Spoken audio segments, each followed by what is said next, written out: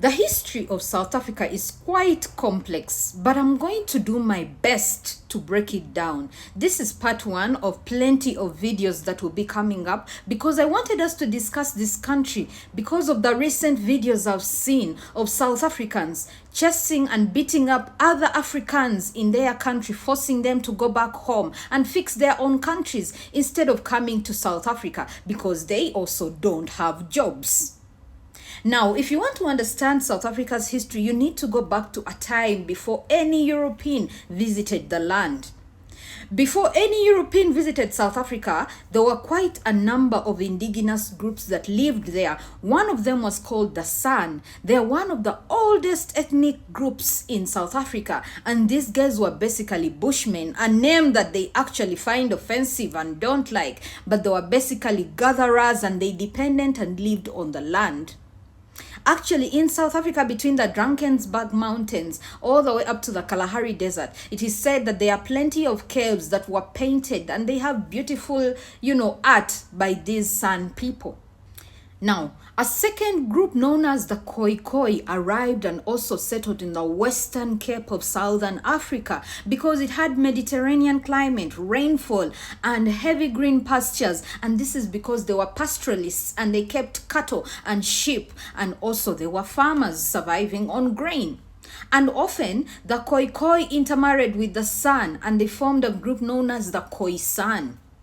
Now, further north and east, we had the Bantu-speaking groups, which included the Xhosa, the Sotho, the Tswana, the Venda, and so many other groups. And further east in the coastal lands, we had a group known as the Zulu, also known, and that a further group in them known as the Ngoni, and these guys were also settled on the eastern coast. Now, by the time the first Europeans arrived, South Africa was complex. People were already existing. In fact, the Zimbabwe belt, it was known by then, they were already exporting gold to the Swahili people on the eastern coast, and these guys were then trading with the Arabic nations and the Indian side. Now, the first European to actually arrive in Southern Africa came in the year 1488, and he was a gentleman known as Bartholomew Dias. He was a Portuguese explorer who had been tasked with finding a sea route from Europe all the way to India by circumnavigating the African continent. However, he called it the Cape of Storms, and when he went back to Lisbon, the King of Portugal then renamed it to the Cape of Good Hope. 10 years later, they then sent another gentleman known as Vasco da Gama, and this guy was the first to successfully make the trip across the whole Indian Ocean by using the Cape of Good Hope all the way from Europe. He came from Portugal, went down the Cape of Good Hope, went through Mozambique, and then all the way to India. Now, the Portuguese actually saw the Cape as of good importance. However, they did not settle there because their encounters with the locals were often hostile. And in the year 1510, it is said that the Portuguese actually killed a Khoi chief known as Gogoswa. So for that reason, for the next 150 years, no European actually permanently settled in Southern Africa. However, everything changed because in the 17th century, the big giant then was actually the Netherlands, and they owned a company known as the Dutch East India Company. And these guys made a trip to the Cape of Good Hope with 90 men and a gentleman known as Jan van Riebeck. And this guy was tasked with setting up a station basically for ships to be refreshed and set up a garden to supply these ships whenever they stop at the Cape on their way to India. Now, this gentleman known as Jan van Riebeck actually arrived in the year 1652. However, the plan to set up a station didn't go as, expected because apparently the items they were trading with the Khoi, the Khoi found them a bit insulting. I mean, how are you taking cattle and lands in exchange for beads and mirrors? And for that reason, tension grew and the company actually laid off some of the Dutch workers that they had sent. Now, the heavy tensions between the Khoikhoi and the Dutch settlers eventually led to wars between the year 1659 to 1673, and often the Khoikhoi lost both their cattle and their land.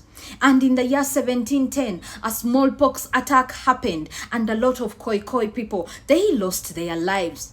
However, the Dutch settlers then continued trading at the Cape and often bringing in slaves from Madagascar, Indonesia, Mozambique, and so many other surrounding nations. And for that reason, at a point in Southern Africa, the Cape, there were apparently more slaves than actually free people. Now, these all eventually intermarried and came to form an ethnic group known as the Colored Community of South Africa. You're following? Now, the Dutch settlers developed their identity and they came to be known as the Boers, a Dutch word for farmers. And these guys were also Calvinist Christians. They believed that they were the chosen people for the chosen land of South Africa. My good Lord gracious. Anyways, they kept further pushing inwards, often hunting the sun to near extinction and fighting back and forth with the Khoikhoi. They eventually moved further east and they met with the Xhosa. And these guys were not giving it to them easy. It led the Xhosa and Boer collision led to the longest colonial wars in African history. These wars lasted up to 100 years, between 1779 to 1879. There were 9 frontier wars. Now, the Xhosa were actually cattle keepers and quite skilled fighters. However, every time they fought with the Boers, they actually ended up losing. And the biggest devastation happened between the years 1856 and 1857 when a teenage Xhosa girl had a vision. She was known as Nongosa. I don't know if that's the pronunciation, but she had a vision and told these guys that the gods told her if they killed all their cattle and burnt all their grain, that the gods would rise and push the foreigners back to the ocean. Which some or a lot of the Xhosas actually listened to her, and they killed over 300,000 to 400,000 cattle and burnt all their grains. And as a result, of course, 40,000 people starved and died. And for that reason, the rest of their lands were easily conquered. However, while the Boers were busy fighting back and forth with the Xhosa, something was happening at the Cape, because at the time in the year 1806, Britain was at war with Napoleon, and they also needed a sea route to India. And they came and conquered and colonized the Cape of Good Hope for themselves. And in the year 1833, Britain abolished slavery, which the Boers were not happy because their economy largely depended on it. Britain introduced English as the official language. They introduced everything was done on paper. However, they did compensate the Boers, but they had to pick their compensation from London, so a lot of them didn't even get that. Tensions continued brewing, and in the second part, we are going to look at plenty of Anglo-Boer wars, because the British started fighting the Boers. At the same time, they're also fighting the locals, because there's a gentleman known as Shaka Zulu who told them, bro, Africans are no joke. See you in the next